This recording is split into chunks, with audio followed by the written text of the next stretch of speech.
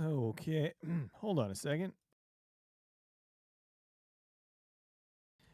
Oh, that's better. So, I am going to be going live here in a second. I have to close. Be a good idea to close those. I just have to post some messages that I am up and about. Don't worry, the camera will be on soon enough.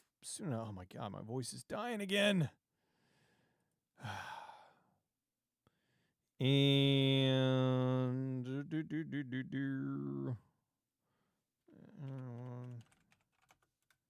everybody.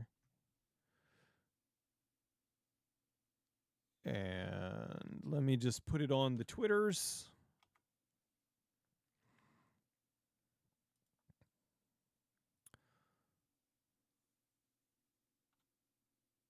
And live. Watching some movie trailers, probably.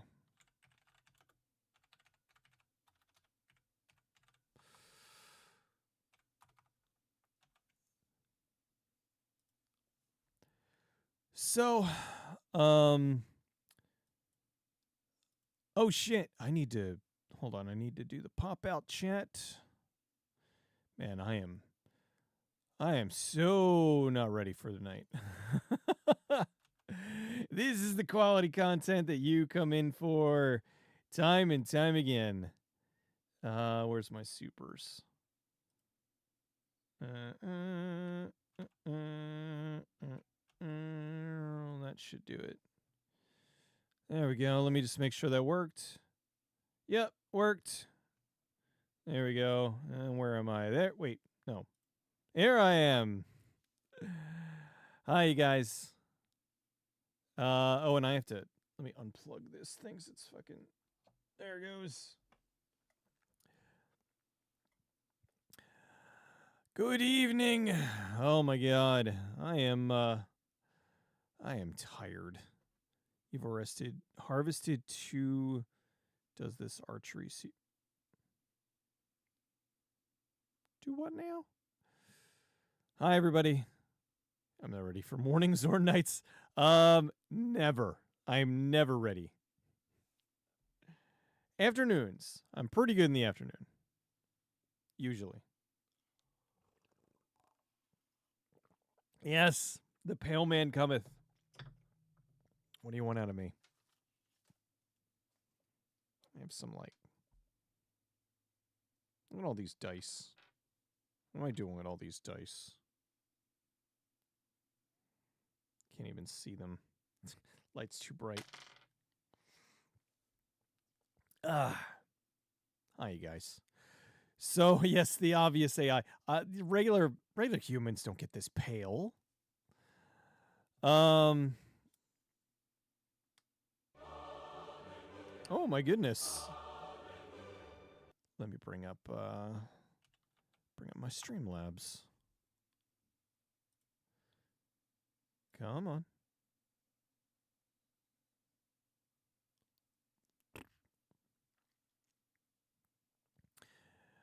That is the Martian Bee with the $10 $10 donation, man. Thank you so much, dude. I appreciate that. That is greatly needed in these times of $500 consoles and such. And $80 video games.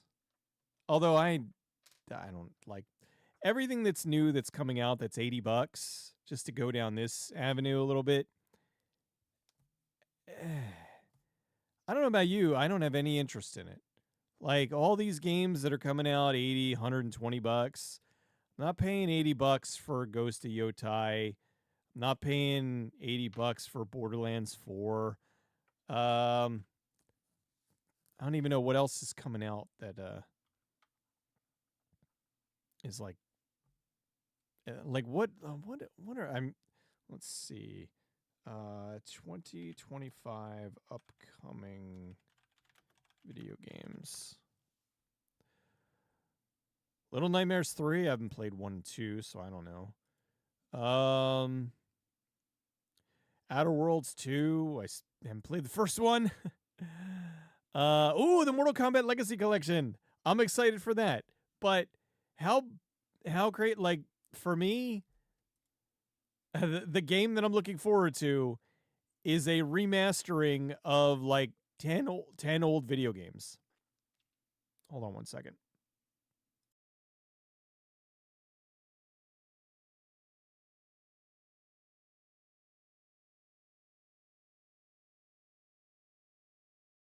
That's better. Like Call of Duty 7 and all that. I don't give a shit. Power Wash Simulator? I don't know. Billy, I don't hate Owen Wilson. And I don't hate I hate Jack Black. But I really don't. Nobody else really Chris Tucker used to bother me, but now I don't really give a shit. Jack Black's the only one who's still... He just keeps getting put in shit, and I don't like him. But I don't care. Ben Stiller, Owen Wilson, none of them bother me, really. You got Final Fantasy 16 for $18.99 plus your monthly coupon at GameStop. Very good.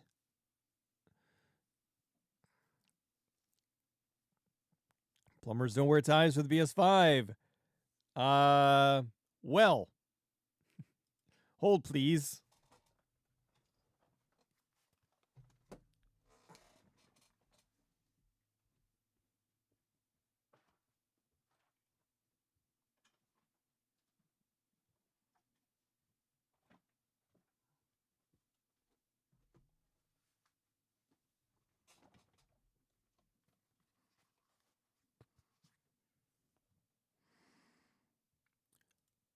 Plumbers don't wear ties for the PS5, you say?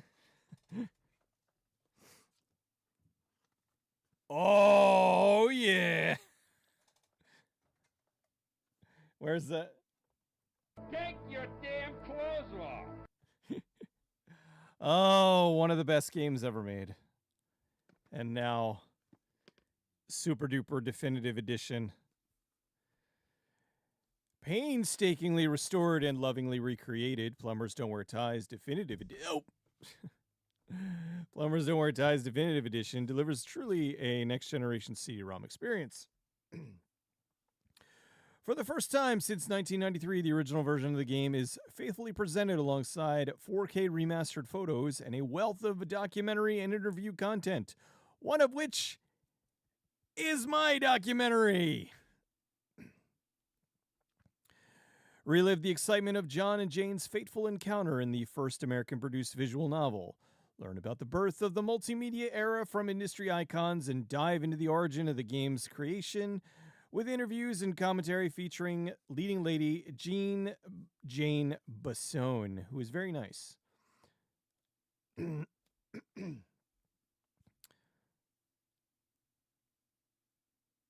Comes with physical game strategy guide, reversible poster, wearable replica tie, plumber on a bike decal, sticker sheet, a picture of Jane, and a 7-inch vinyl. See, I really should have bought 2 of these.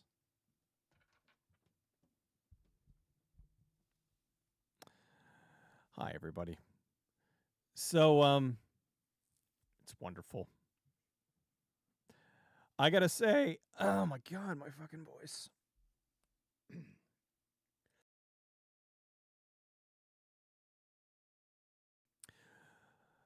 I gotta say, I've done a lot of things, in this.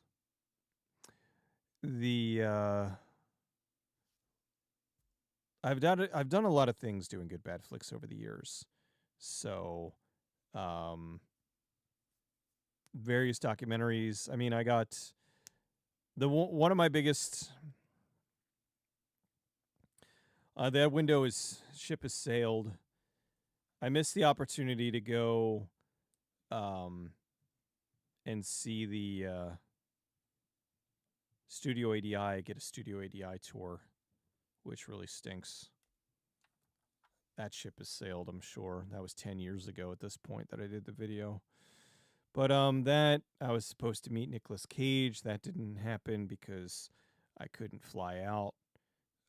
But one thing they will never take from me was that I am forever linked in Plumbers Don't Wear Ties history.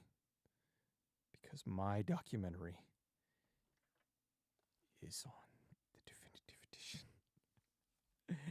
So even if you download it on Steam or PlayStation or Xbox, it will always be in the bonus features. It was very exciting. Take care of that voice haunt season just started.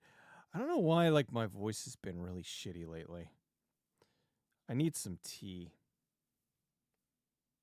I think other AVGN or Oddity Archive was how I found out about only Plumbers Stores. I can't remember which one it came from first. As I said in the documentary, I discovered Plumbers Don't Wear Ties just, I think it was on, I think it was in a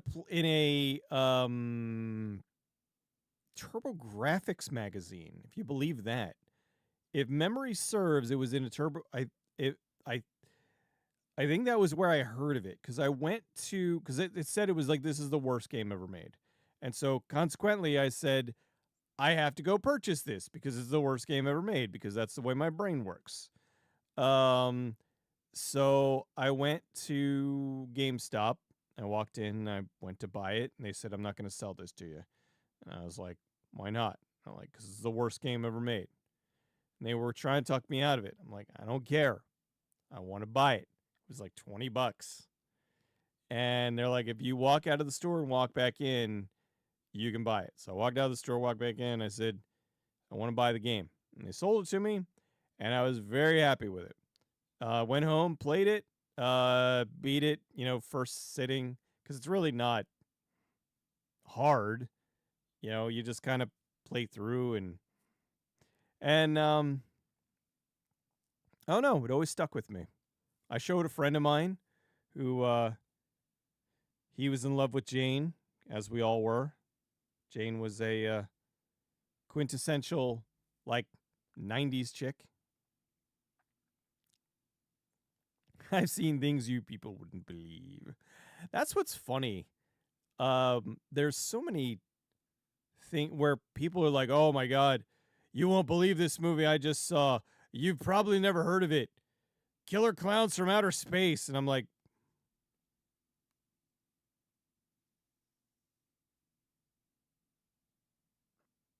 it's a great movie. It's also a very, like, kind of basic movie. I don't, like, not bad, but I mean, like, when you're talking about like B movies and really fun B movies and stuff, there are certain movies that always come up. Plumbers Don't Wear Ties, Killer Clowns from Outer Space, what's it? Hell Comes to Frogtown. Although it's not a B movie, it often gets lumped in with B movies. Megaforce. Megaforce was a big, expensive fucking blockbuster. It just bombed, was the thing. But that one kind of gets lumped in there. And it's just funny when people will go out, oh, this is a movie, and I'm like, believe me, no matter the movie that you think that you've seen that I've never even heard of, I've probably seen it, and there's also a good possibility that I own it. So, and that's not me being egotistical. That's just me being, this is what I do. I watch a lot of shit. Now, if we're talking a newer film, if we're talking something from the past like 10 years, then yes, there is a possibility that I may not have seen it. But as far as if we're going to talk about old things, then there's a chance that more than likely I've seen it a bunch.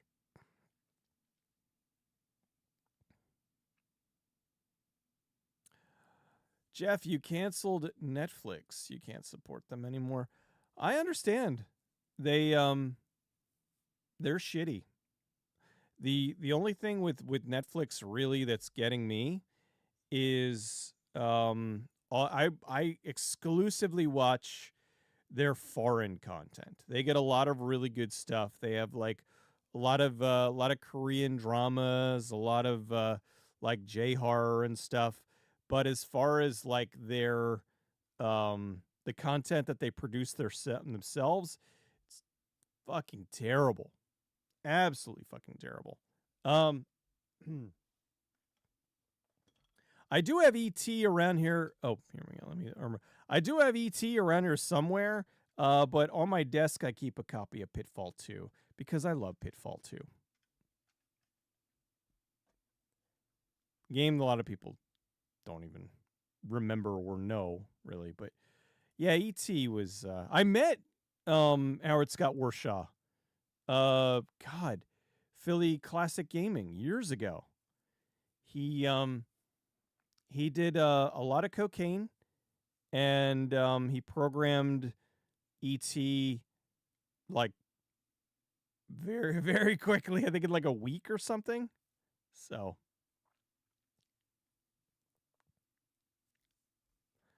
because of you, I remembered a movie I thought was just in your head. Deadly Friend with Christy Swanson, along with a crap ton of others.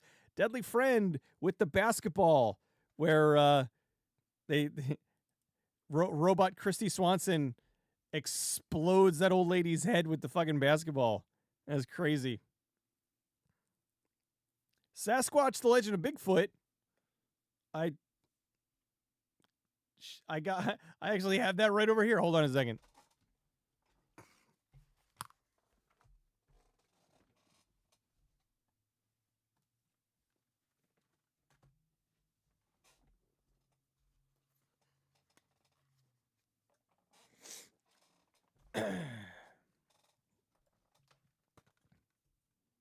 You go, always like backwards. Sasquatch, The Legend of Bigfoot.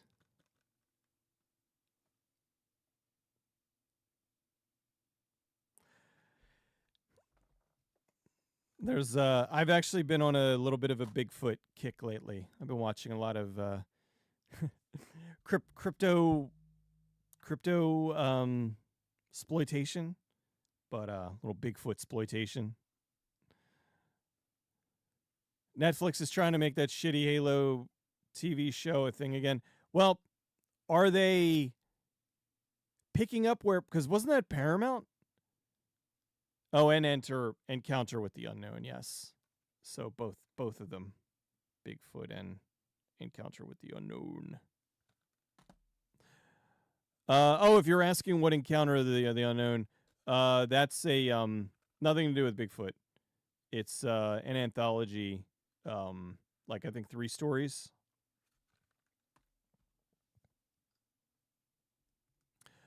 But anyway, Netflix is trying to make that shitty Halo TV show. So it was on Paramount Plus, I believe, and it was fucking terrible. And are they continuing it from like? Why would they continue a failed show? You know, I don't know. Right, Christy called Mama Fratelli from Throw Mama from the Train.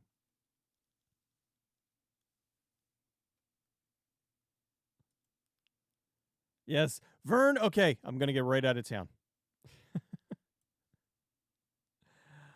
Deadly Friend already is on Blu-ray. Deadly Friend. Let me see. No, I'm not.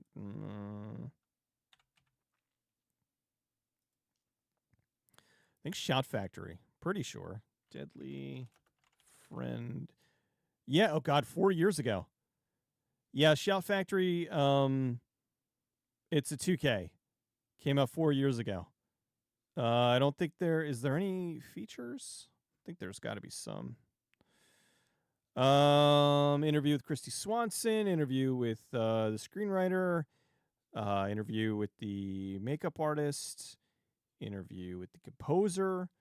No commentary, sadly. I mean, obviously they couldn't get a director's commentary because He is no longer with us, but a lot of interviews. Surprisingly, no I mean, they usually get there's that podcast, like the Terror Within podcast or something that does a lot of commentaries. I did what did I do? I did 3 or did I? No, I did 2. I did a commentary for Bill Lustig's Maniac Cop 2. I did a commentary for the Eric Estrada film Light Blast.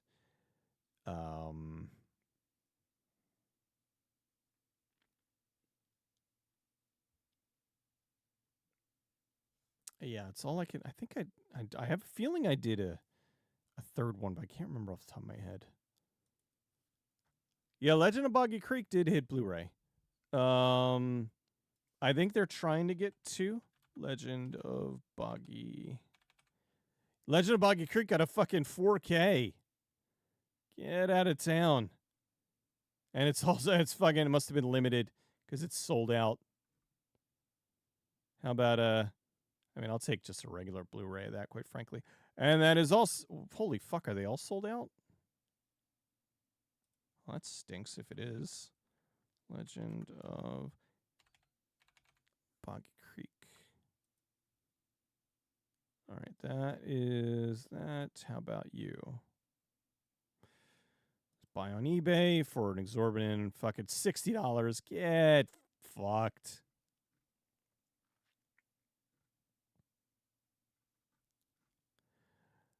That's ridiculous. Do they even have any? Does it even have anything? Like any? Let's see. Doesn't even say. This must have been a limited print run thing. That sucks. I hate that shit. I mean, I understand, but the problem is that they always end up like you get the fucking scalpers that'll buy a bunch of copies so they can throw them up on eBay. It's so annoying. The world does need more Christy Swanson. The Further Adventures of Tennessee Buck. Yes. The Further Adventures of where is that? The Further Adventures of Tennessee Buck. That was what's his name? From not Scared Stupid. Scared Stiff.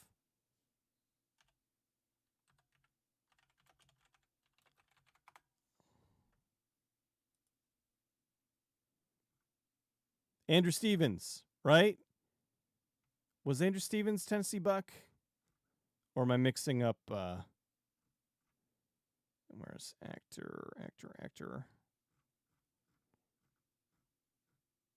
I was actually just looking at that the other day. Tennessee Buck. Might be mixing up guys. Let me see. Tennessee Buck.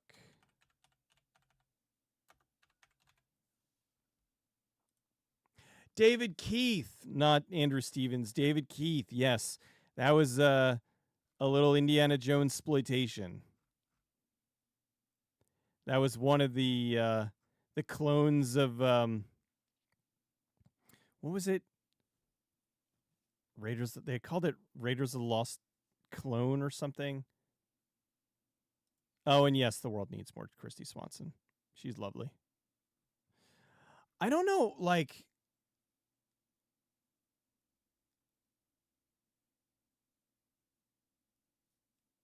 I don't know. Oh, that's a butt. No, Ermo, not Laser Blast, Light Blast. Oh, Lee, yeah. There's a great story about Deadly Friend, about how Wes. I mean, I like the movie for what it is, but it was supposed to be more of a Bride of Frankenstein movie. And he got railroaded into making it what it was and making it more of like a kind of gross out horror film. Give me 1 sec here. Let me grab something.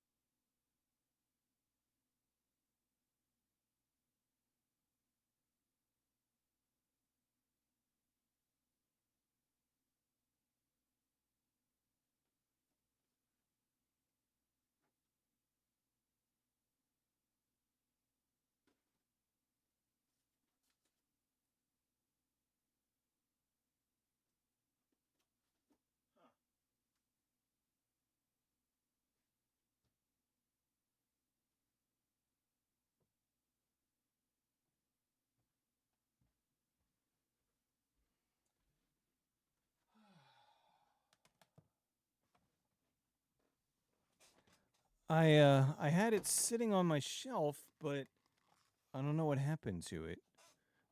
Ugh.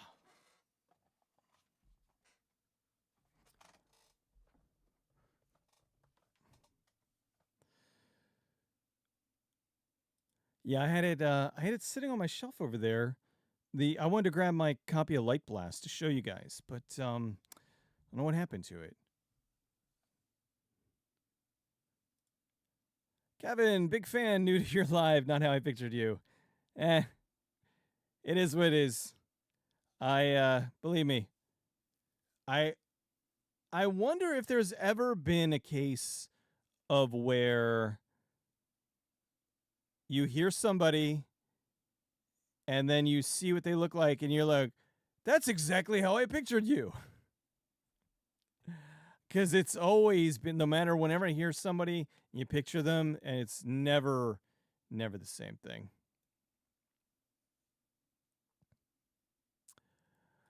And you were bored last week, decided to watch a gaming video, saw Disaster Report, decided to try and find all 4 of them. I will tell you this, in case you haven't found all 4 of them. Disaster Report 1 is on PlayStation 2. Disaster Report 2 is called Raw Danger in America, and you can also find that on the PlayStation 2. Disaster Report 3 is only available on the PSP in Japan. However, somebody, very nice person, translated the entire thing to English. So if you download the ROM and then you download the patched text, you can then play through the entire game in English. And then Disaster Report 4, Summer Memories, is on PlayStation 4 and Steam. That one's probably the easiest one to find. But I don't even know how much does Disaster Report go for these days? Probably not too bad. Let's see. Disaster Report PS2. $50, $60.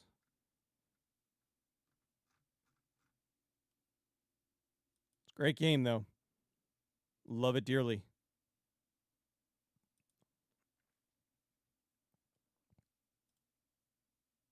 Definitely track him down. I think you'll like it. Mrs. T's moved my stuff around to mess with me. No, because she knows that I'll like, because there'll be a time where she needs something and she'll be like, shit, I shouldn't have moved it.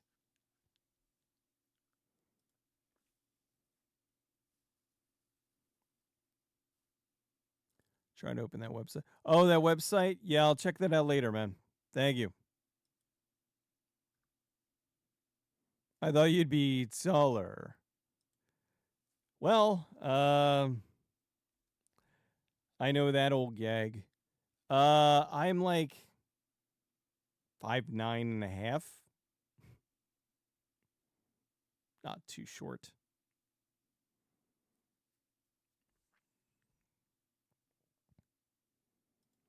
Love that part in John Dies at the End where they do the "you don't look like you sound." Dude, John Dies at the End was so good. Like, from what I gather, it's nothing at all like the book, but it's very good. We're Wicked. You're very welcome. You got some work to do then. Yeah. I mean, if you want to, 1 and 2, you can totally get off of eBay. 3, really the only route is getting it on, getting the ISO and playing it on PPSPP, PPSPP, playing it on the emulator, and then playing it with the unless you could read Japanese, then and then the last one you can get on Steam. But or you can sail the seas and get the ISOs. They're out there. So enjoy. Not bad price wise. Yeah, I got all mine. Well, I got Disaster Report. I think I paid like $20 for it. Um, Raw Danger. I think I might have paid like actually somewhere. I think 20, $30 for it, right? And then the third one, I got the ISO, and then the last one, I actually bought it when I was so excited because the fourth one, they made it, and then after the disaster at the Fukushima plant, they scrapped it, and it sat dormant for years. And I believe the creator had to kind of buy it back from the company, and then he was able to patch it and then release it. So it did eventually come out like years later. And I know they're talking about maybe doing a 5, and I really hope they do because I love them dearly. Now, another game is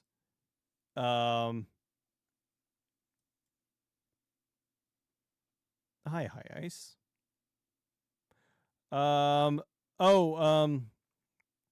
Before I get to that, I don't have super chats yet. Hi ice. Unfortunately, I have another like 3,000 watch hours to go. So, but welcome back, man. Although I might actually be going over to another live streaming platform because I just don't know if I'm going to realistically, I don't know how much I'm going to be able to grow over here, considering the fact that right out of the gate they punish you. It's like, yeah, you need to get X amount before you can get super chats. It's such BS. So, but welcome back, man. So anyway, what I was saying was, there's a game called Disaster Day of Crisis that is a Wii game. It was only available in Europe, so you can get it and play it on the Dolphin, and it is bonkers. It is Disaster Report if Disaster Report was a Jerry Bruckheimer action film.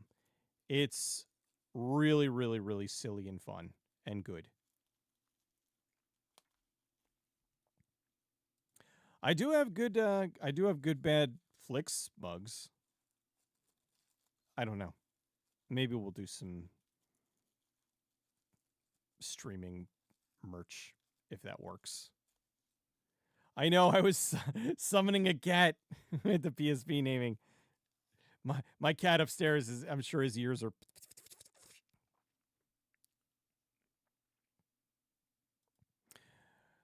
That's a problem. When it comes to some anime you don't like, they don't have to stream or they smell anime digitally. The only way to legally watch is to buy expensive DVD. Yeah, I feel you on that.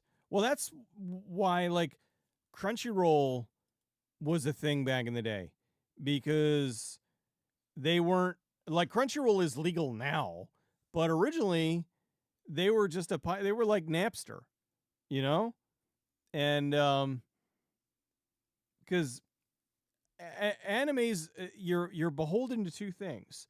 Sometimes you get shitty translations, and sometimes you get really shitty translations with bad American voice dubbing. And that's like the only, so a lot of times the fan subs are better. So yeah, why wouldn't you fucking download the anime? Get out of here.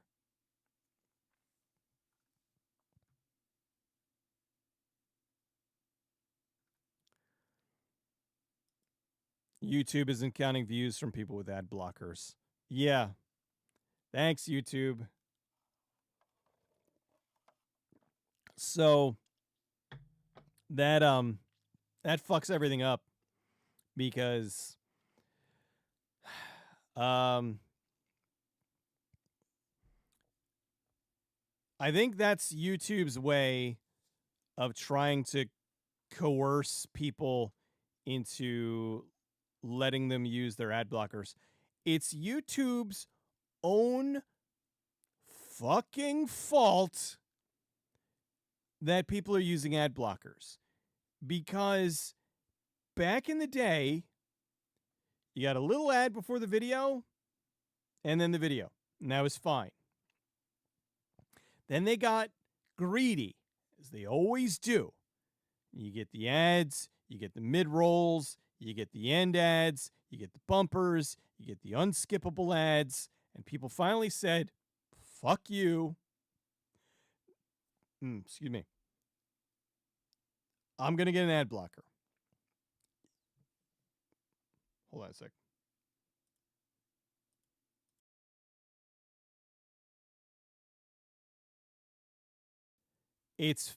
It's their own fault. And of course, we all have to suffer. Because the thing is, if you put out a new video and a portion of your audience is using an ad blocker, then it doesn't, so let's say I put out a video and 10,000 people are using ad blockers. Well, that's not going to get pushed in the algorithm because there's 10,000 people that, 10,000 views that aren't going to count. So consequently, they're not going to send it to more of my subscribers. Consequently, no one's going to see it. So the video kind of dies on the vine. It's really frustrating and irritating. And all any of us have been asking for, time and time and time again, let our subscribers know when we put out a new video. And they're like, well, our data shows that. I personally give zero fucks what your data says. If they start getting bombarded with video, with notifications, and they want to unsubscribe, they can. But you know who's not going to unsubscribe? The people that want to see the fucking videos. I had a thing just today. I hadn't seen one of your videos in ages, and finally this one shows up in my feed. It is so frustrating to have built up a massive audience on the other channel and to look at the analytics and to see that 1% of them have been notified. It's the stupidest thing. Like, I don't know who decided that was the way that they should do things. Oh, yeah. Like, when you shop at Home Depot and they get your email address, they send you emails about shit. When you subscribe to a magazine, every time a new magazine comes out, they send you a copy of the magazine. When a new movie is coming out, they put the trailer out there for everyone to see to let them know that this movie is out there and they want you to watch it. But YouTube, you put out a video and they're like, well, a bunch of people subscribe, but we're not going to tell them that you put out a new video. For months. I guess that's... Wait, where did my... Oh, here it is. Lee, with the donation. Thank you so much, man. I guess this is your way of telling me to shut up and stop bitching about YouTube. My top 5 Guillermo del Toro films. I will tell you right off the bat that Pan's Labyrinth is number 1. But let me just look this up real quick, and I will tell you, because I can't think of them off the top of my head. Let's see. Top 5.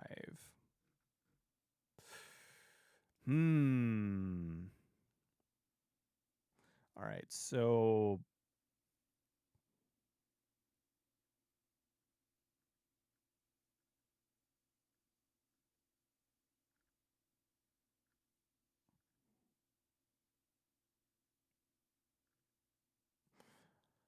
All right. At coming in at number 5. I'll go with Mimic, the Del Toro kind of cut. The director's cut that they released on Blu-ray, it's not his 100% cut, but it's a lot closer to what his cut was than the version that we got in theaters. So Mimic.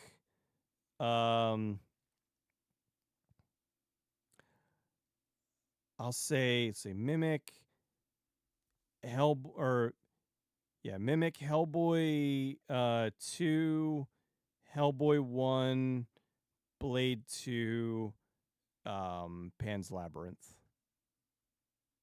Oh shit! Hold on, wait. No, Crimson Peak. Where's Crimson Peak fit in there? So Mimic.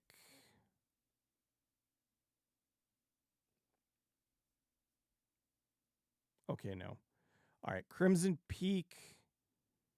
Crimson Peak, Hellboy 2, Hellboy 1, Blade 2, Pan's Labyrinth.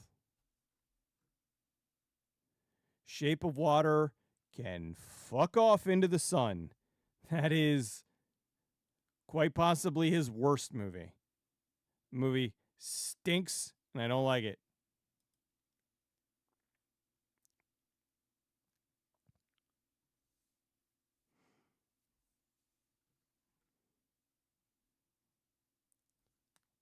Or ads in the middle of live streams. Oh, yeah. One thing, like Twitch is really bad for that. Like, especially if you're watching something and like they're in a boss fight or something, and then it'll pop up like 10 unskippable ads. It is awful. Wanted to get you into aviation movie reviews. It's generally that you miss out on. Wanted to start recommending 1973 hot helicopter movie Birds of Prey. Let's see. Yes, Jeff. Shape of Water was gross. The fish fucker movie. Hate that movie. But back on, let me see. Birds of Prey. Now, what's probably going to come up first is the Harley Quinn piece of shit. Let's see. 1973, you say? Here we go. Oh, the TV movie, yeah. It's on Fossum. Ralph Meeker.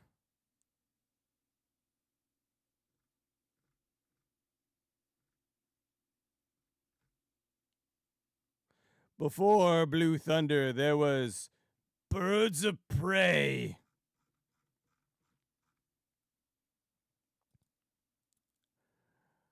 I really wish YouTube had competitors so they wouldn't afford to make so many stupid mistakes. That's the thing, like, they do dumb shit, and then everybody's like, what the fuck you doing? They're like, hey, what are you gonna do? Go somewhere else? So, it stinks, and I don't like it.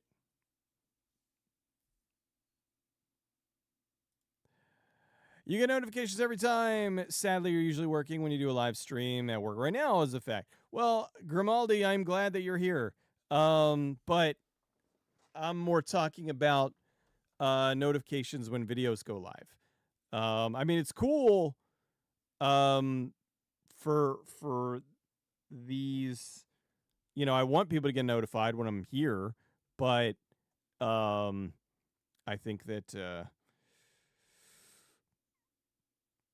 the videos are really the lifeblood of the channel, and the fact that they are continuously burying them is worrisome, and they're pushing shorts to an uncomfortable degree, and they're garbage. I didn't like Pacific Rim. I thought Pacific Rim stunk, quite frankly.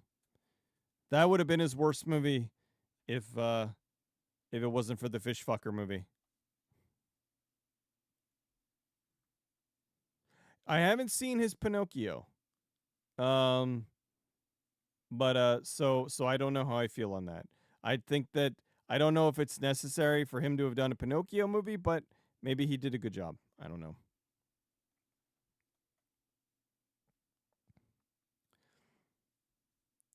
Wish they would have let him do At the Mountains of Madness. Well, he couldn't do Mountains of Madness, and so he ended up doing Crimson Peak, and Crimson Peak was really good. So sometimes it happens. And Kronos, yeah, Kronos was good. I haven't seen Kronos in a very long time though. I need to rewatch it.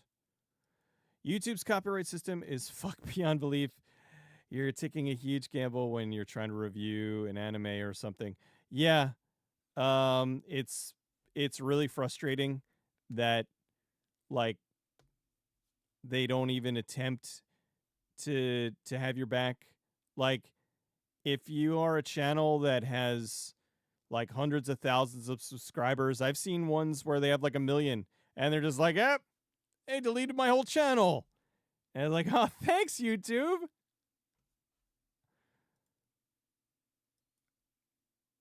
Yeah, Jay on Red Letter Media. Who the hell watches Vimeo? But I mean, that was the thing. Like, if even they have to point out that there are problems, it's gotten bad. You click the bell and so you get everything. Wow, it actually worked for you. Holy crap. So many people like, hey man, I did this, I clicked the bell, I watch all, and they don't get anything. Where's the button to spray me with water? There might be something like that in an event I'm going to be at soon. Isn't Frankenstein still filming?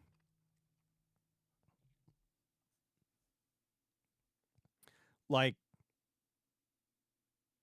how can it be? I mean, I know it's expected to be good, but isn't it still like being made? Shit could go sideways.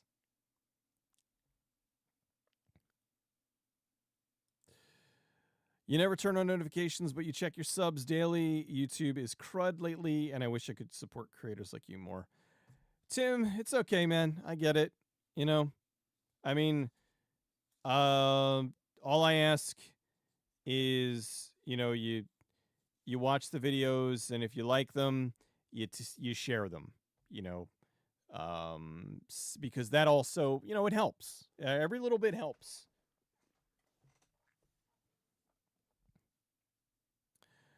Pacific Rim was dope. Robot. Well, I mean,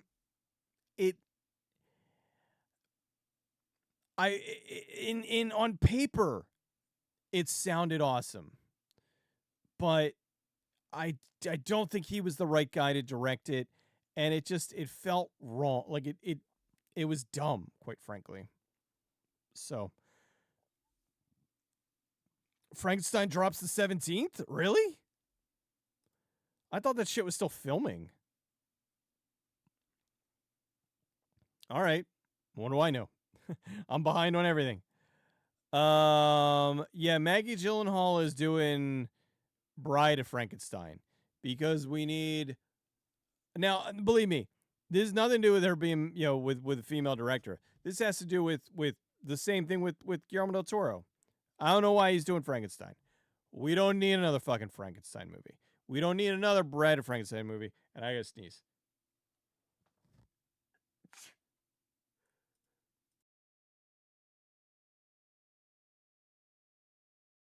I was trying to get I'm like, mute.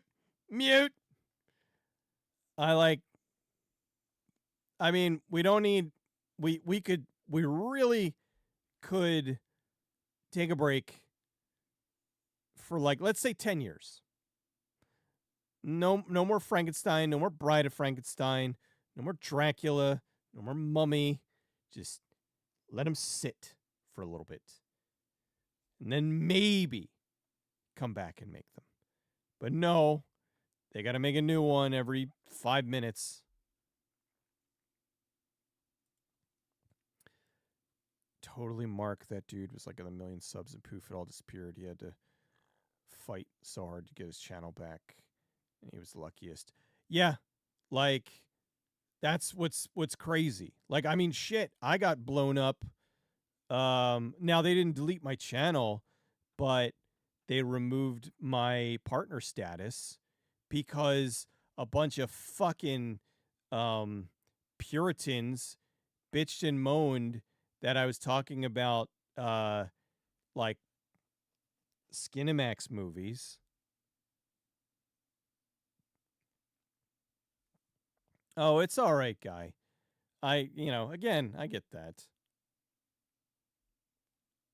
Cabrera, welcome. Good to see you. Frankenstein has been done to death, as says Dracula. Like, honestly, you know what? Yeah, well, I get that he loves Frankenstein, but why? It's like Peter Jackson with King Kong. King Kong was his favorite movie of all time. So he's like, I want to remake it. I don't understand that. I love Clerks. Clerks isn't my favorite movie of all time, but it's a movie that I love. But that would be like me being like, oh man, I love Clerks so much. I want to do my version of it. No, you do a movie that is inspired by that. You do something that has, the flavor of that. You don't fucking redo the thing that you love. I don't get that. I don't get the desire to take something that you enjoy and then make your remake version of it. What is the point? It's stupid. Oh, yeah, that's why we keep having Robin Hood movies. Man, we are inundated. They just put another Robin Hood movie out. Well, the creature from the Black Lagoon, that was the thing. Much like with Crimson Peak. He wanted to make at the Mountains of Madness. They wouldn't let him, so he made Crimson Peak. He wanted to make a creature from the Black Lagoon movie. That I would have been cool with, because when's the last time we had a Creature from Black Lagoon movie? 60 years ago? So him doing that would have been really cool. But they didn't let him, so he made the Fishfucker movie. Yeah, Dead Meat runs into that every now and then. And God, what's he up to? Like 9 million subs or some shit? It's all stupid. Robert Eggers directed Nosferatu because he loves that story. I just don't get it. I don't understand, like,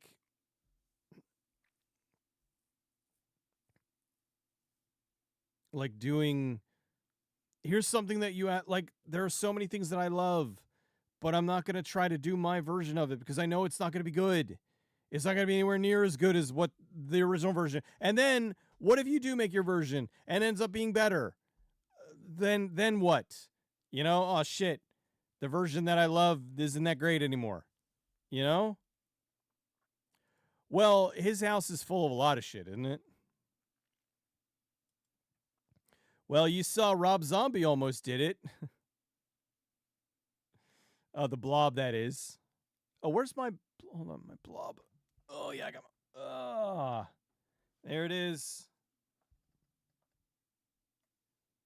There's the Blob goo. I gotta get this sealed in... what's that shit called? I forget. The, solid plastic stuff. That is the Blob. That is what's left of the Blob 1988 remake. Is the reason the Skinemax videos disappear from your channel catalog. Yeah, they nuked it. Fuckers.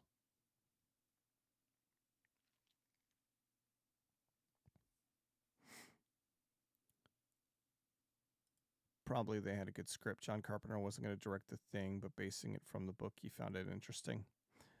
The thing with that is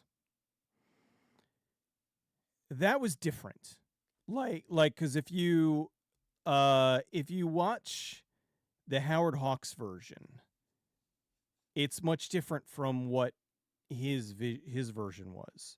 So that's a case of where, and the thing was, there wasn't 80 years worth of movies that have, copies of The Thing.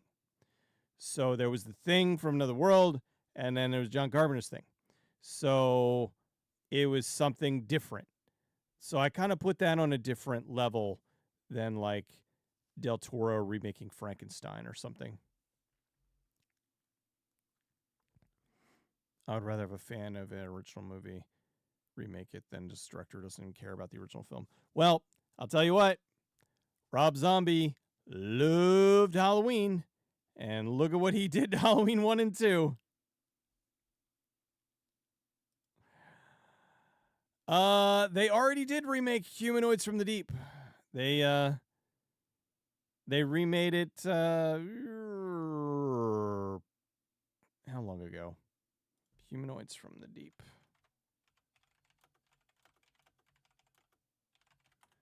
They added in more rape. Yeah, 1980, and then they remade it in 1996. But I believe the remake was rated R, but I don't think it had I don't think it was as shocking as the original film. The original film was just filled with fish rape.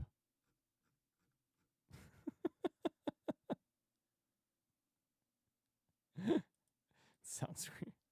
It sounds weird because it is weird.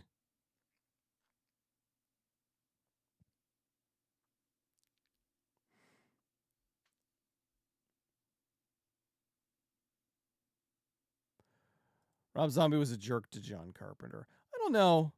John never said anything bad about him, so I don't know.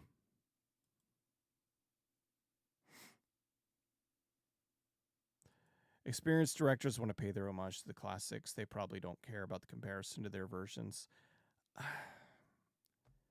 I don't know. I mean, maybe I'm just coming at it from a different perspective. Like, I don't know.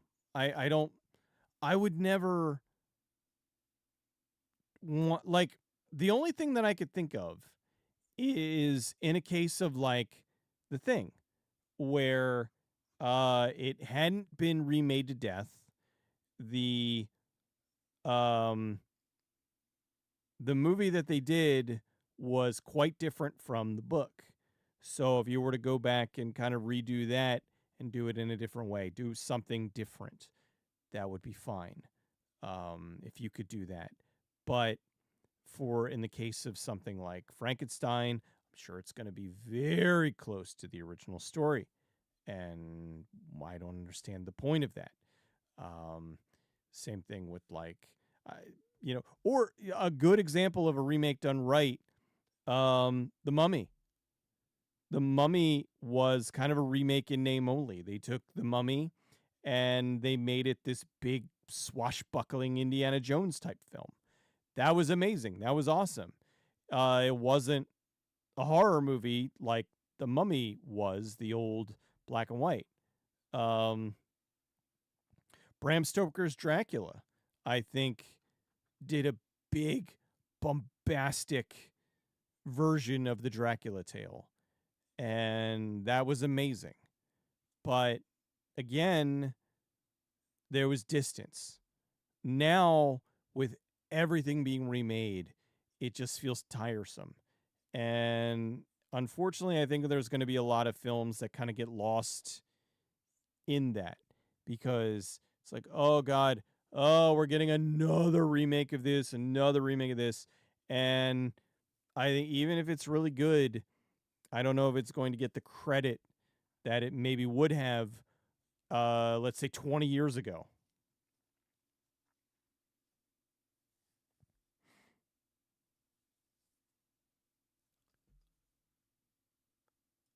Del Toro seems like the kind of guy that does things because he can and say that he did. I don't know. I mean, well, I mean, he's been in video games. He's been in a lot of shit. Zombie said that when he told Carpenter about the remake, Carpenter was distant about it. Carpenter said that he told Zombie to make it his own, which he did. I mean, love it or hate it, he did. I will say this. This I don't know what the general consensus is about this.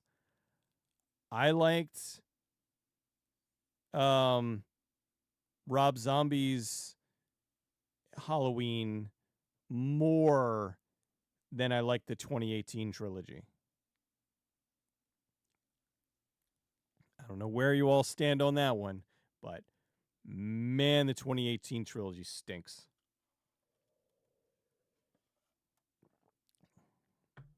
But that's just my opinion. I could be wrong. Ivan, you watch Deep Rising. Deep Rising is fucking awesome. That is a great movie. What was the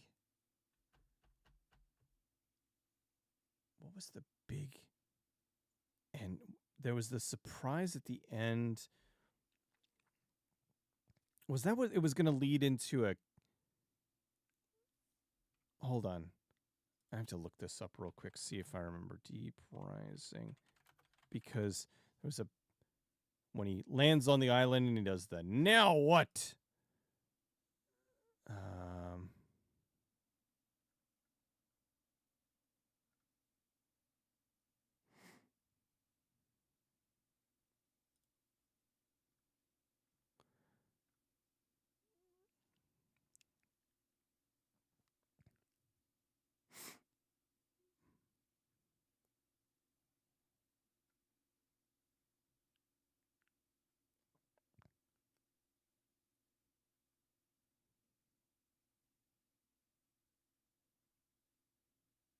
Such a good movie, man. I'm trying to find the thing about the ending.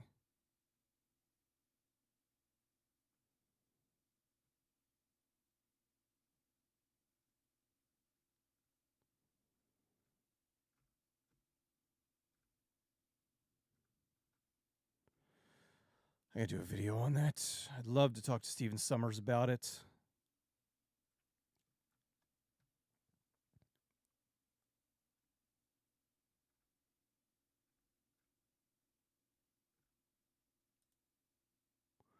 Wow, there's a lot of shit here.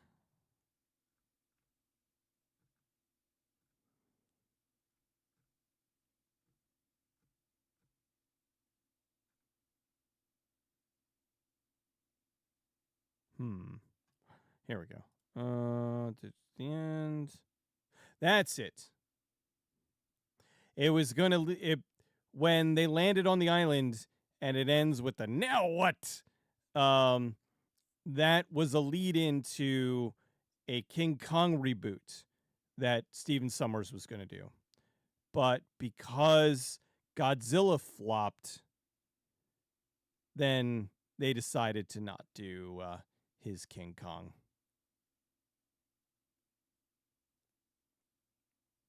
That's what it was.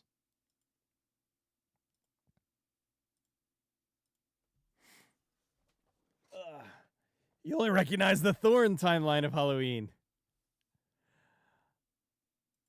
Oh, Holling, thank you for all your great work. Thank you so much for appreciating my great work. It's funny the critics hated Phantasm, Final Destination, The Thing, Fight Club, and nowadays they're seen as cult classics. How opinions can shift to who knows. I think a lot of the critics are kind of up their own butts. You know? It's always annoying. Everybody hated Blade Runner. Yeah. And now it's brilliant. But Siskel hated... If there was a movie that was good, there's a good chance that he didn't like it. I have a lead on Van Helsing. So I really, Van Helsing maybe next year. I would love to do Van Helsing. It's one of my favorite movies. I don't have It Stinks, but I have do I have And nothing of value was lost.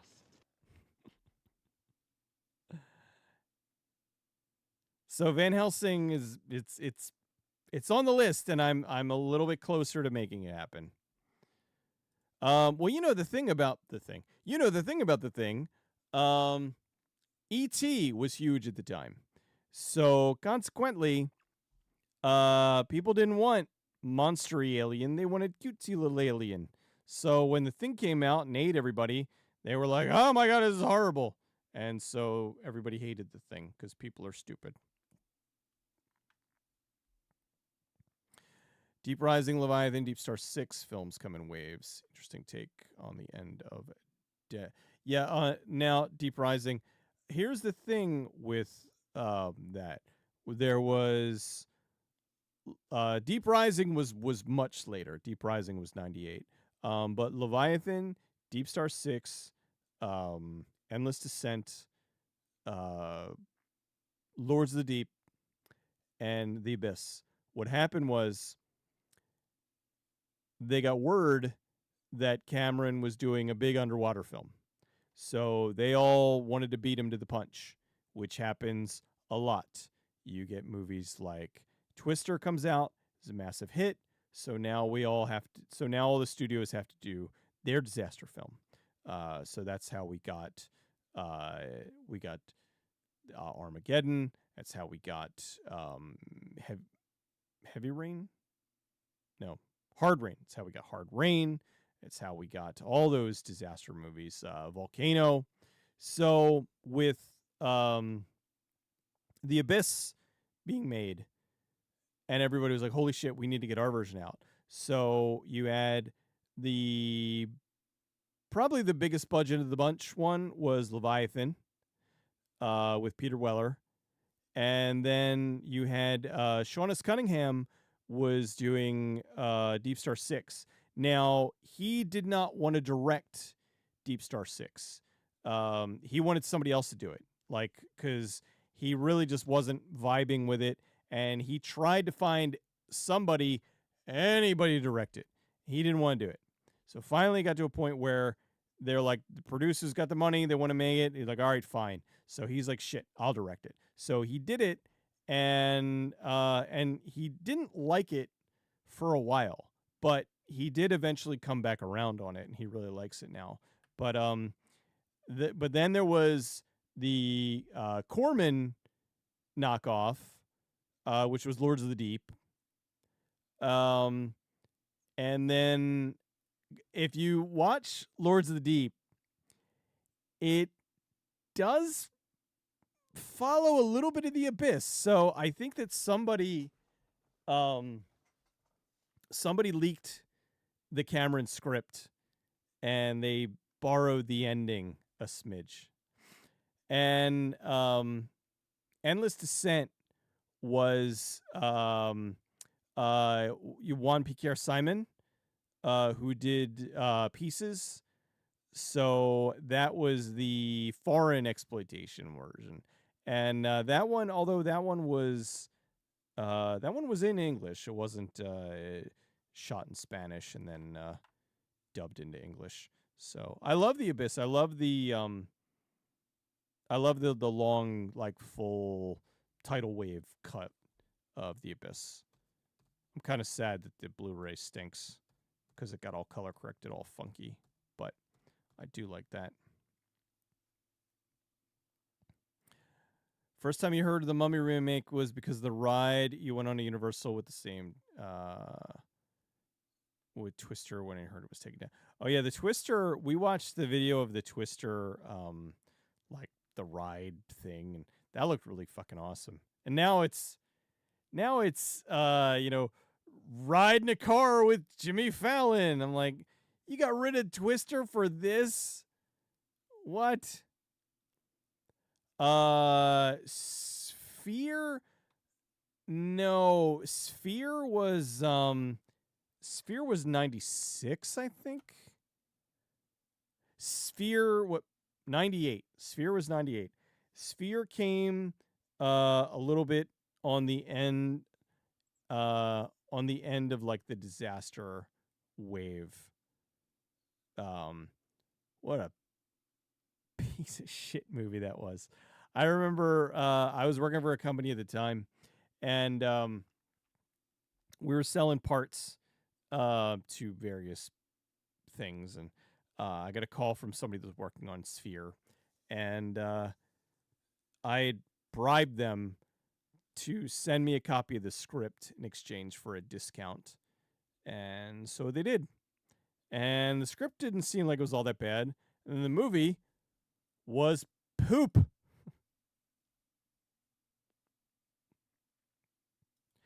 Alien Director's Cut. There we go. Why are you with the hallway guns? It I remember when I got the Blu-ray for that, and it has a little James Cameron intro, and he talks about how, you know, the studio didn't like it because it took too long to get to LV-426, and I liked it. I think that the studio made the right call in cutting some of the character development in the beginning of Aliens for the theatrical release, but I do think that adding it back in there does add a lot to the film. So taking that out did make for more of a blockbustery, you know, action film, but adding it back in is something that, you know, fans who love the movie can now appreciate more. They can see a little bit more of, you know, Ripley, you know, coming to grips with the fact that, like, you know, her daughter died of old age. So it was good stuff.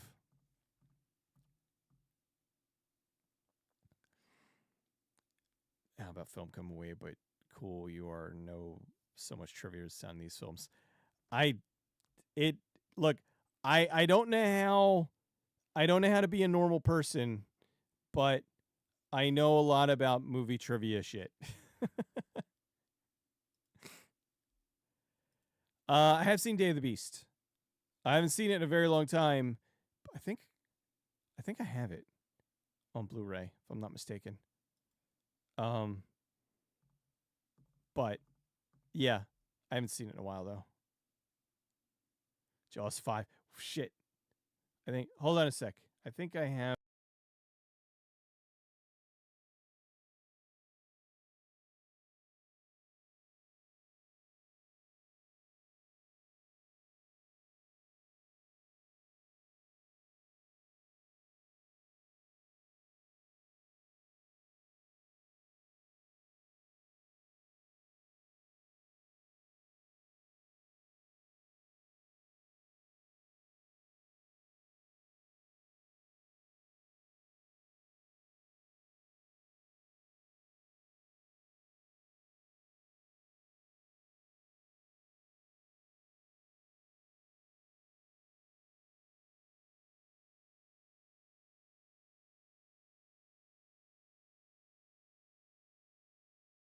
I thought I had it right behind me, but apparently I don't. So, but what I did have right behind me was Bigfoot or Bust. Since we were talking about Bigfoot. That is a Wynorski film with really, really big, terrible tits. And Tawny McClure, who is still lovely. But oof. Some of the it's the breast Bigfoot movie ever made. Oh God, and Chuck Serino did the DOP. Holy fuck. With Muffin, it's got Muffin Baker. This movie is the movie's something else, man. Oh, so anyway, I didn't have my Jaws 5 behind me. Cruel Jaws, yes. Better watch what you say about Fallon, or it's going to be my funeral. What? I have something to be afraid of Fallon? We need a sequel to Underwater that turns into Call of Cthulhu. Well, didn't she, like, blow him up? Man, Underwater was so good. Oh, man. I reached out to the director on that one, but didn't get anything back, which is really a bummer.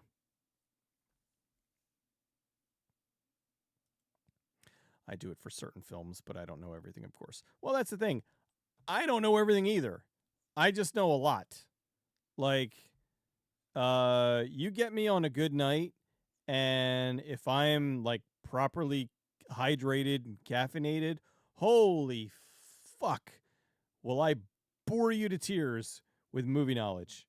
Here's a quick story, and my wife, she's not here right now, but she would absolutely tell you that I'm not lying.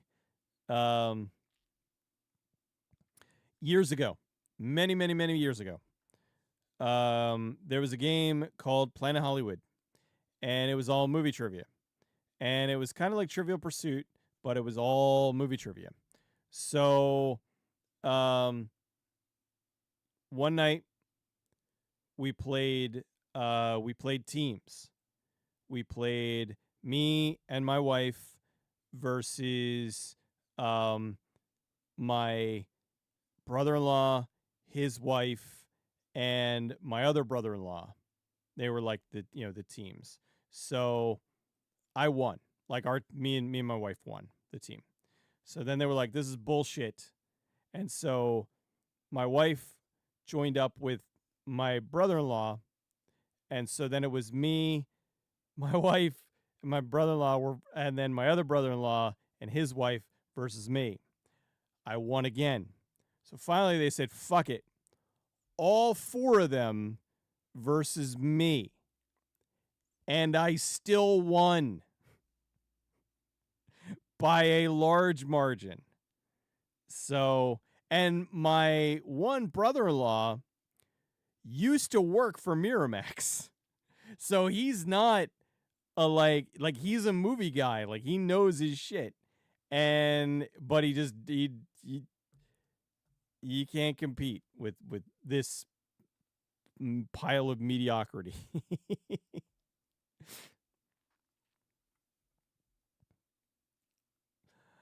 Now he directs Hallmark movies. Like, you're talking Wynorski? Wynorski does, I believe, both. He does, like, Hallmark and he does titties. But the titty movies don't pay anymore like they used to. After talking to the folks that were in the trenches working on the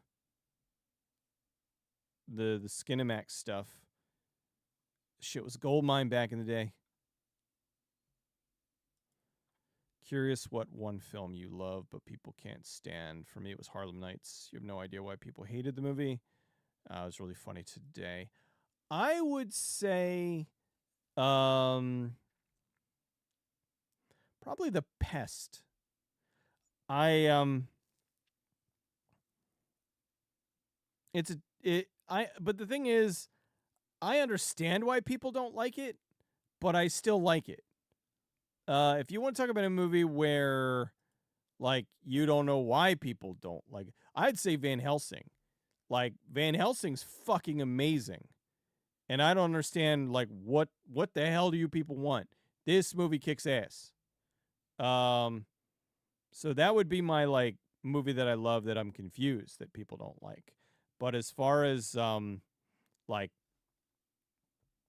movies that I like that people don't like. I mean, I know a lot of people, when I say that The Pest is great, a lot of people are like, oh, that movie's fucking stupid. I'm like, yes, it's stupid. That's why it's great. What do you think about the EG horror films coming from countries normally known for art house countries like Denmark? I think that there are a lot of, technically, Gene Roland made art house films, and they're fantastic. Fascination, The Nude Vampire, um, you know, so many of those creepy ass weird films. Was it Teenage Hitchhikers? Or was that some or it was something like the movie with the two girls that like they just have sex for like the first hour of the film and then there's just torture for the rest of the film. That was such a bizarre movie, man. But I mean, I think that there's a lot of really good like artsy fartsy film. I mean, shit, Hammer technically is like artsy. No holds bar. Dookie. Girls Just Want to Have Fun and Fire from 1977. That was the made-for-TV disaster film. I watched. I didn't see Girls Just Want to Have Fun until I was much older, like 5 years ago. I think we watched Girls Just Want to Have Fun. That was fine. I'm basically an expert on movie knowledge. Thank you, Gabrea. I appreciate that. I know a lot, you know. It's nice. Yeah, I am with the big brain.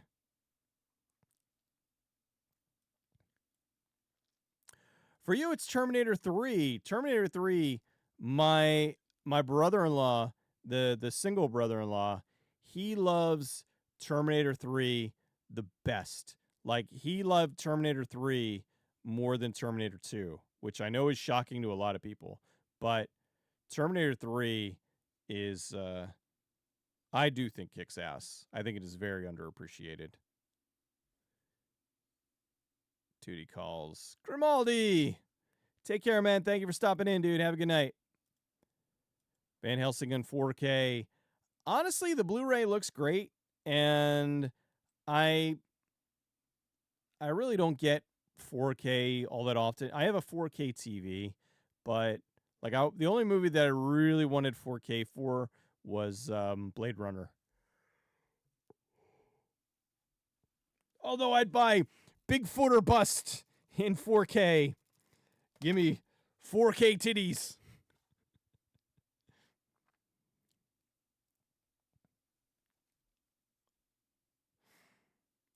Asian horror is much better than art house horror. I will give it that.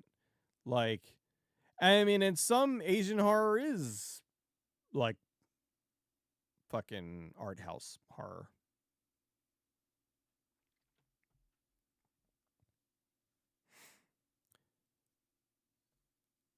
You've seen every Gene Roland film you could access to. And your favorite was The Escapees. The Escapees with Joelle Coer, who played like the really crazy one in that. She was in Teenage was it Teenage Hitchhikers? Hold on. Because I know there's another movie that's Teenage Hitchhikers. I think I'm mixing up the two. Yeah, okay, not that Teenage Hitchhikers. All right.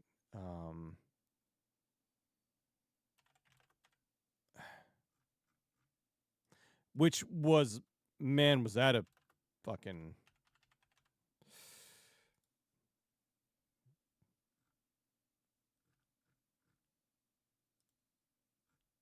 Director, yeah, here we go. Living Dead Girl. Fascination was the first Gene Roland film that I had seen. Schoolgirl Hitchhikers, that's it. Schoolgirl Hitchhikers.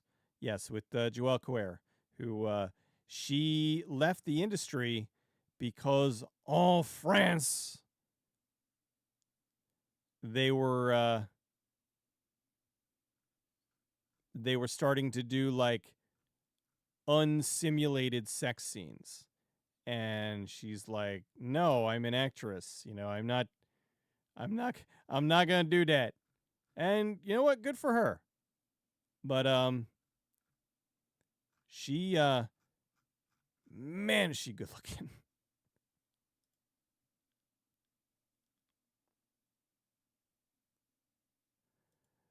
Same thing with Night of the Comets version of Girls Just Want to Have Fun. Oh my God, the cover of I remember I saw that in the like years, like on home video, and I'm like,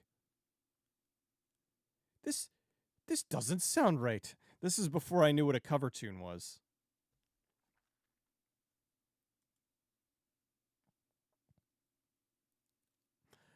I honestly think the only bad Terminator movie is the last one, Dark Fate. And it had a lot of stuff going for it. It just had a lot of stuff that it didn't need. The Jungle Book remake was pretty good. You haven't watched the original. You thought the remake was pretty good on its own. I've never seen the Jungle Book remake. I never really had a desire to.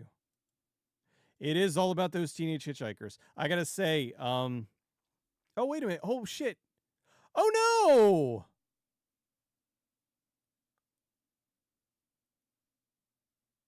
Joelle Coer died last year. Well, that stinks. She wasn't 50, 60. Oh, she was 70. 76? That's terrible. I mean,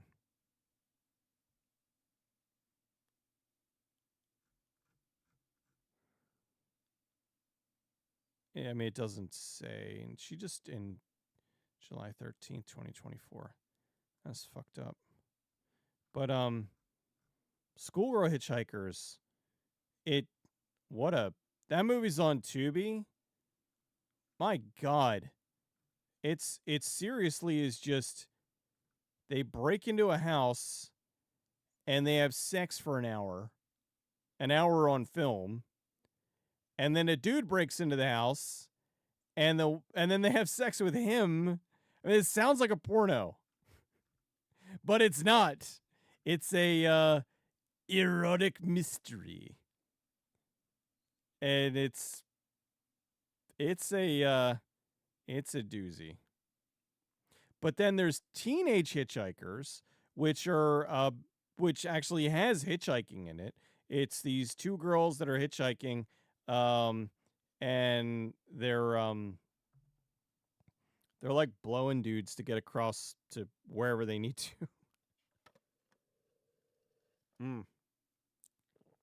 That one is there's a lot of nudity in there. Oh, Howling. Take care, man. Get some sleep. Good night. Thank you for stopping in, even though it's so late. I appreciate it.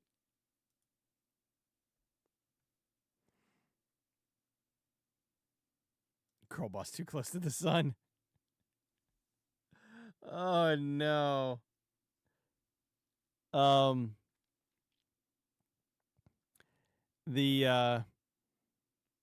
I liked what's her name? Mackenzie something or other in Dark Fate. I hated that they got rid of John Connor. It basically made Linda Hamilton's thing pointless. Mackenzie Davis. I liked, like, she was ripped, and it was a movie that did a good job. They explained why this 100-pound girl is beating up dudes that are Arnold Schwarzenegger sized. Because she's part Terminator. That's cool. That's a way to do it. Don't do this nonsense where you've got this girl who's like 80 pounds wet and she's fighting linebackers. But this, okay, fine. Like, and the thing with Sarah Connor's beating the fuck out of people with like guns and knives and shit. So yes, that makes sense. That works. She's more tactics. She knows how to, but having Mackenzie Davis be the fucking half Terminator, that was cool. Like, it worked. I liked her a lot, but I hated what they did to Sarah Connor. I hated that they killed John. I hated that they just completely went, they're like, let's just go completely ass off in the timeline. Like, and then the visuals, somehow this movie 30 years later looked worse than than Terminator 2. It was so bad. Like, really, really annoying.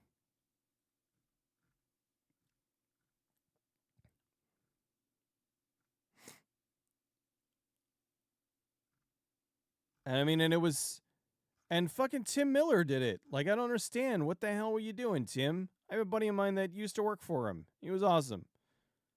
Schoolgirl Hitchhikers is how you get on a watch list. Oh, boy. She died a week after your mom. Oh, I'm sorry, Roland.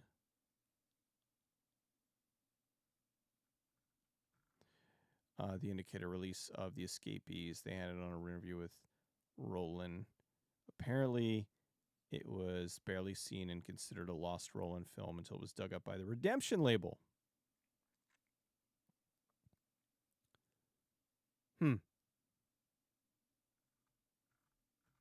Candy Snatchers. That's one I haven't seen in a while. I'm looking at the trailer of this. I'm curious. I wouldn't be averse to seeing this again.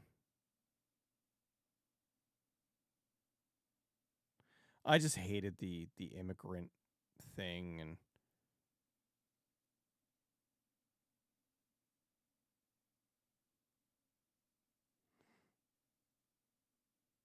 yeah, Summer Glau, she couldn't fight off a cold. Yeah, I mean, but it worked because she was a fucking Terminator. All right, Yeah, in Dark Fate, if anyone can rise to be the human leader, then why bother protecting them? Exactly. Like, the whole point of it being John Connor was that he was the chosen one. He was the guy. He was the one who was going to, teach everyone what his mom taught him. And what really bothered me was that it was what, like, James Cameron wrote. And it was like, so even you don't understand what you made. Like, the whole point is John Connor. By getting rid of John, it's fucking stupid. It was really frustrating.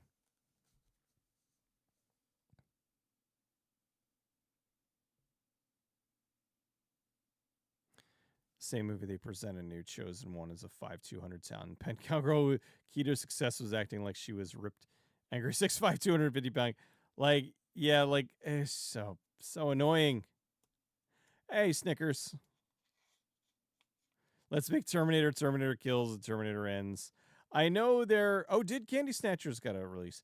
I know I think we're on the path of getting a Terminator reboot at this point. But the thing is, like, they could just rewrite the timelines, There's a new Terminator. He's going back to kill Sarah Connor's mother. Why not? Or make it about the future war. Like, well, they tried to do that with Salvation, and everybody pitched a fit. And it was a shame because Salvation was cool. That was supposed to be in the new trilogy. But then we got Salvation, and then they did Genesis, where they made Skynet an app. And then we got Dark Fate, which, yeah. I bought it, like, cheap. What James Cameron wrote, don't you mean Harlan? No, I mean, like, look, I know he ripped off Harlan Ellison. But what I'm saying is that he did modify shit that he took from Harlan. So, yeah, it's like Marvel trying to make everyone Spider-Man. Getting rid of John Connor defeats the it defeats the whole film's the whole series' purpose. It's stupid. Like, what are you doing? Why would you do that? Terminator versus RoboCop. Man, the books were so good.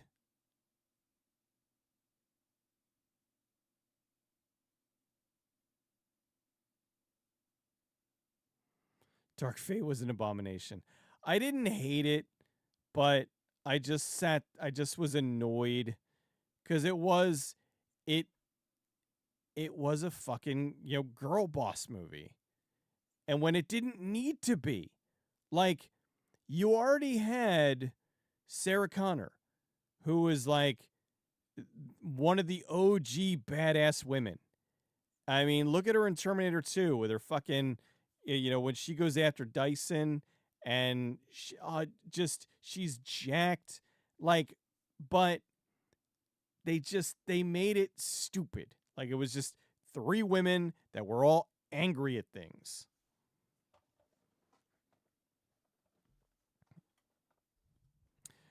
James Cameron spent all his originality on the first Terminator films. I don't know, man. It's like, he was great up to Titanic. Like, Titanic was just amazing. Like, I loved pretty much everything that he had done up to that point. I mean, and I'm saying up to and including the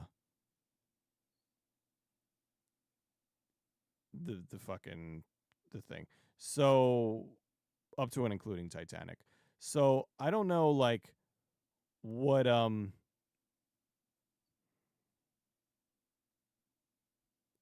is the point of having the Avatar movies? Like, I think the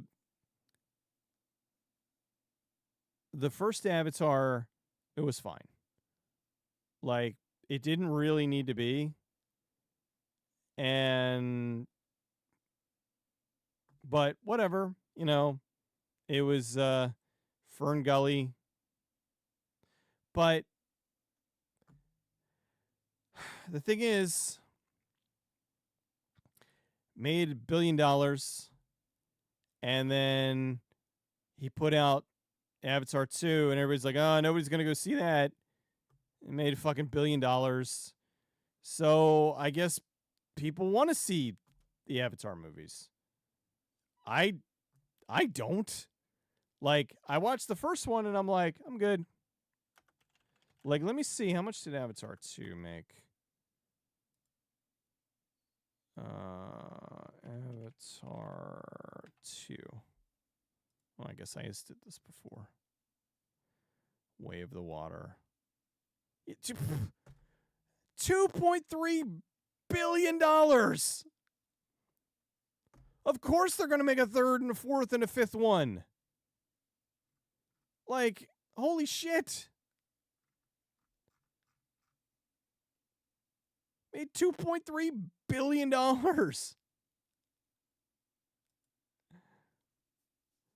Yeah, they both made $2 billion.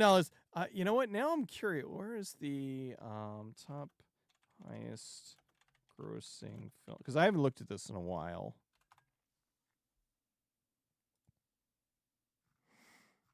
All right, here we go.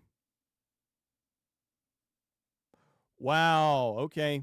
So Avatar came back. All right. So Avatar is the highest grossing film of all time, then Avengers Endgame, then Way of the Water, then Titanic, then Ne Zha 2, a Chinese movie. Star Wars The Force Awakens, Infinity War, Spider-Man No Way Home, Inside Out 2, Jurassic World, and then Jurassic World is 10. So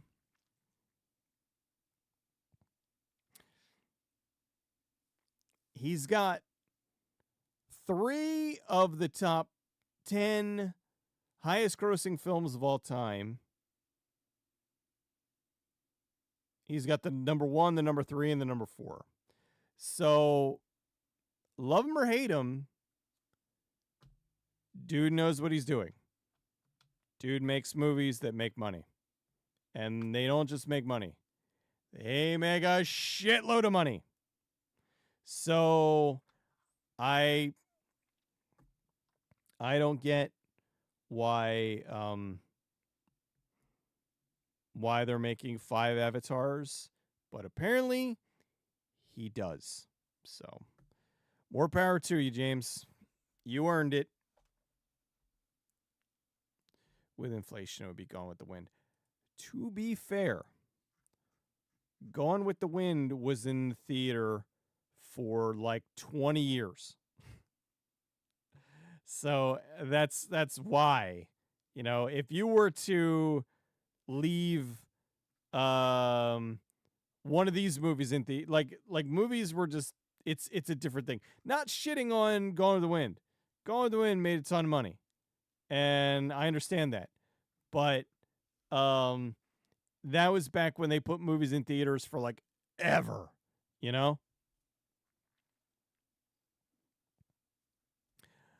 Not Shots, an animated movie based on a Chinese folklore tale. Okay. I just never heard of it. It was just interesting. It's always funny when you have some like an outlier like that where it's like, oh shit, there's a fucking Chinese movie up in here.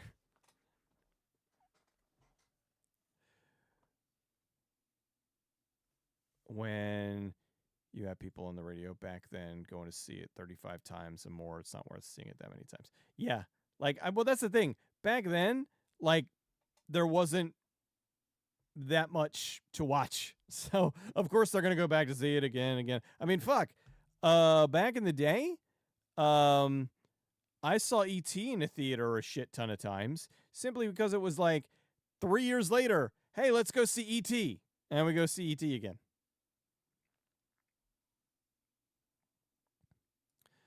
Would Avatar be better if the main character was Matt Damon? I don't know. Maybe. I don't mind what's his name. Old fucking wooden face. Sam Worthington. You'll stick to hating James Cameron. Okay.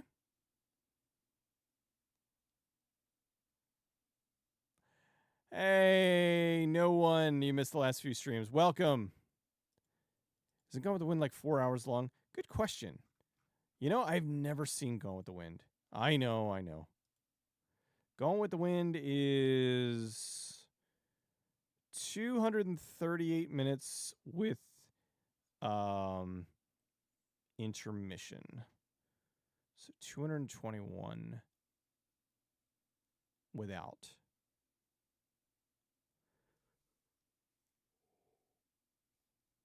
So that's like 3 hours something. Back in the day, movie tickets were like $5. Back in the day, with Going with the Wind, movie tickets were like a nickel. And they had pictures of bumblebees on them. Give me 5 bees for a quarter, you'd say. Sadly, the amount of money a movie makes isn't always an indicator of a film's quality. I mostly mean of John Carpenter movies. Things like Christine were flops, despite being called masterpieces. Absolutely. I used to work with a dude who swore up and down Transformers 2 was one of the best movies ever made. That movie made $1 billion. That movie was shit. So that is the truth. A movie making a lot of money is not an indicator of quality. However, in the studio's eyes, they see a movie costs $500,000. Say a movie costs $500 million. It makes $2.9 billion. Well, guess what? Big win.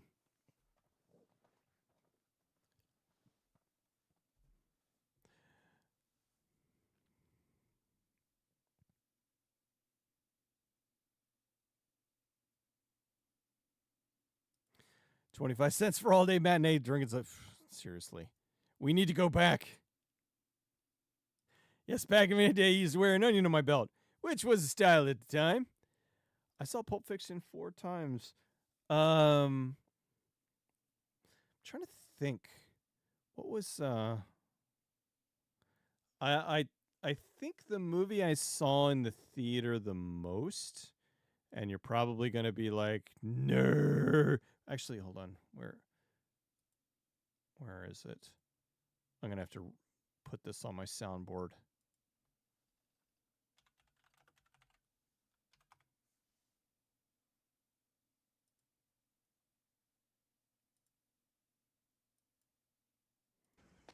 Nerd!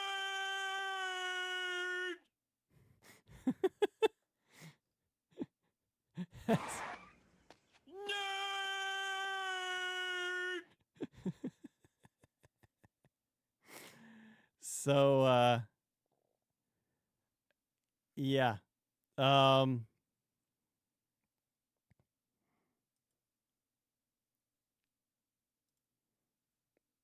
need to come clean with you guys about the movie I saw in a theater the most times. I'm pretty sure it was Star Wars Episode 1, The Phantom Menace. I believe I saw The Phantom Menace in the theater 7 or 8 times.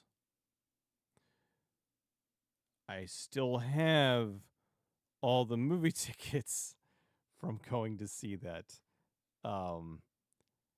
It was a big deal, and I liked it a lot. I just remember it was such a cool. You go in, they would run the thing about Fight Club, and they had a little thing about Bree Sharp, and they had a thing with what was that?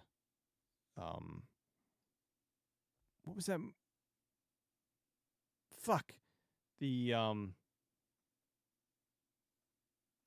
Escaping Earth, Titan AE. They had the big thing about Titan AE, and as like the ship is blasting off, brrr, the whole theater was shaking, and that shit was fucking killer. But yeah, I went to go see that, like, me and a bunch of friends that were big Star Wars morons. We went to go see it, like, again and again and again. Like, could not get enough.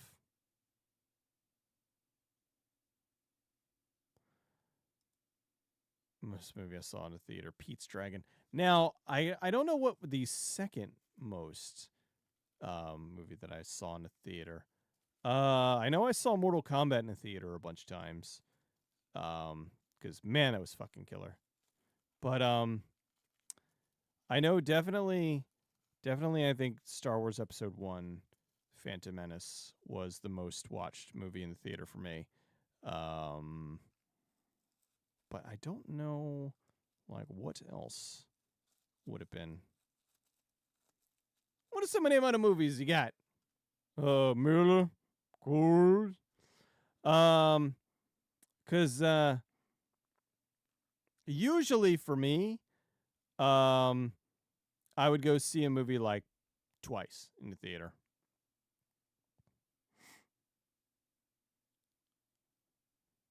You love Titan AE. Titan AE was really good. I'd love to do a video on that sometime.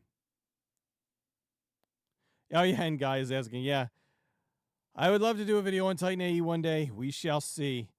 It's a tough one. But yeah, I think Star Wars. I mean, maybe the original Star Wars. I might have seen that in the theater a bunch of times. I know I saw it on home video a whole bunch of times. I know I saw Stripes on home video a shit ton of times. Because I was a young boy and there were titties. You would have loved to see Labyrinth. My older sister took me to see Labyrinth. Labyrinth kicked ass. Conan the Barbarian was a multi-visit to the theater. I did not see Conan in the theater. I didn't see Conan until many years later. Titan AE, criminally underrated film. Yeah, Titan AE had a lot of problems, unfortunately, and it did not get the support that it deserved. And I don't know, maybe one day I'll be able to tell the story of it.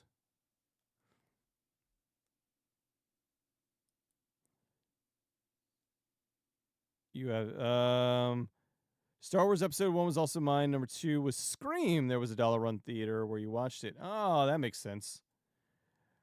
You have to attend a live performance of Rocky Horror. I did it 35 years ago. Personally, I'm meh, whatever.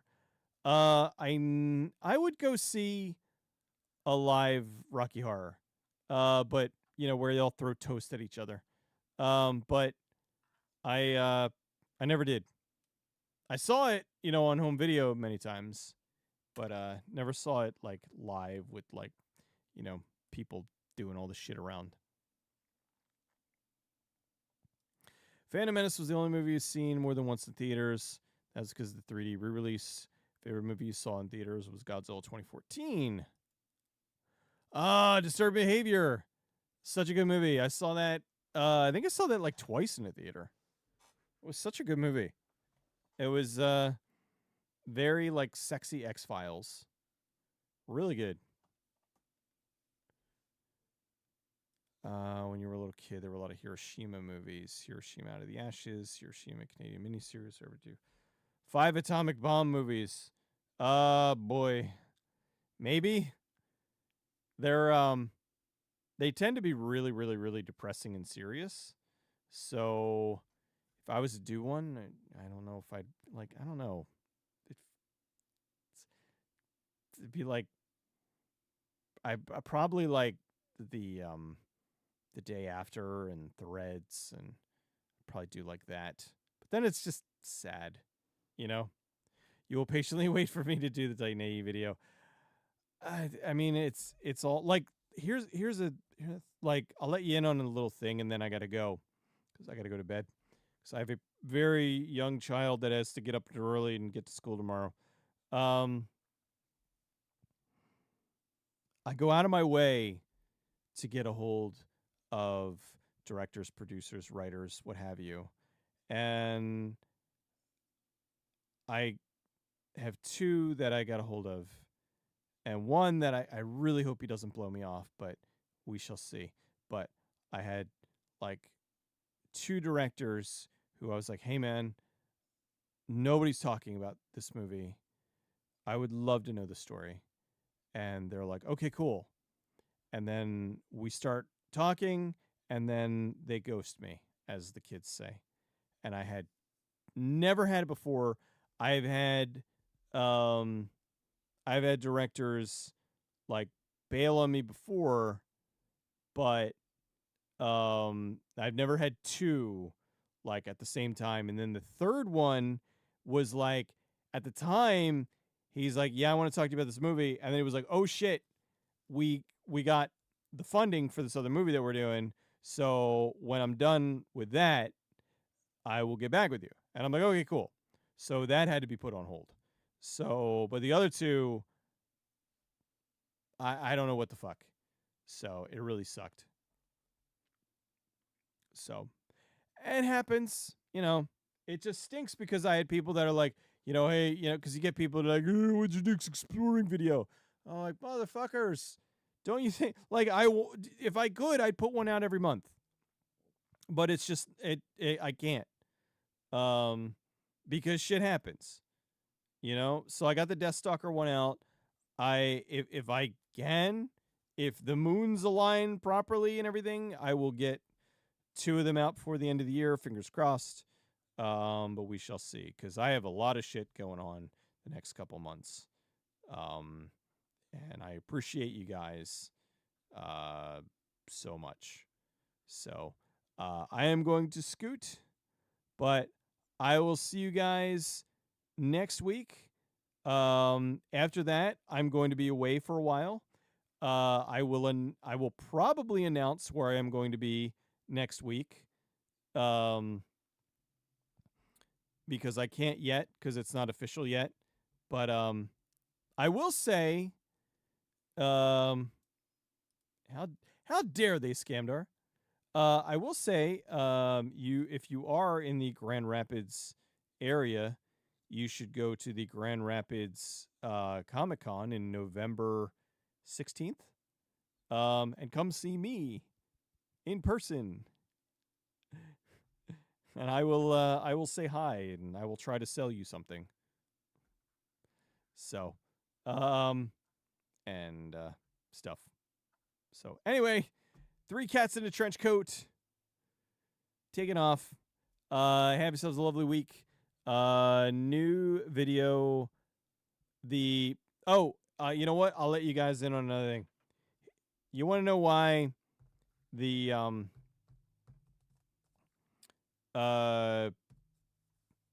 stream surfing is delayed?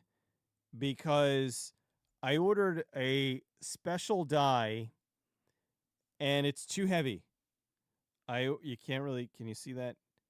I ordered a metal die and I thought it would be like a little bit heavier than plastic, but it's a lot heavier than plastic. And it broke my dice tower. So I had to order a new one that is plastic, and it's taking forever to get here. So that is the reason why the stream surfings have been delayed. So they're not going to happen this week. Fingers crossed they'll be here next week, and then I can, do that. But so anyway, and then I'll be back to 3 videos a week. Huzzah! And then streaming, and then everything else. So anyway, I'm rambling. Take care, you guys. I will see you next week, and I hope you have a lovely one. Good night.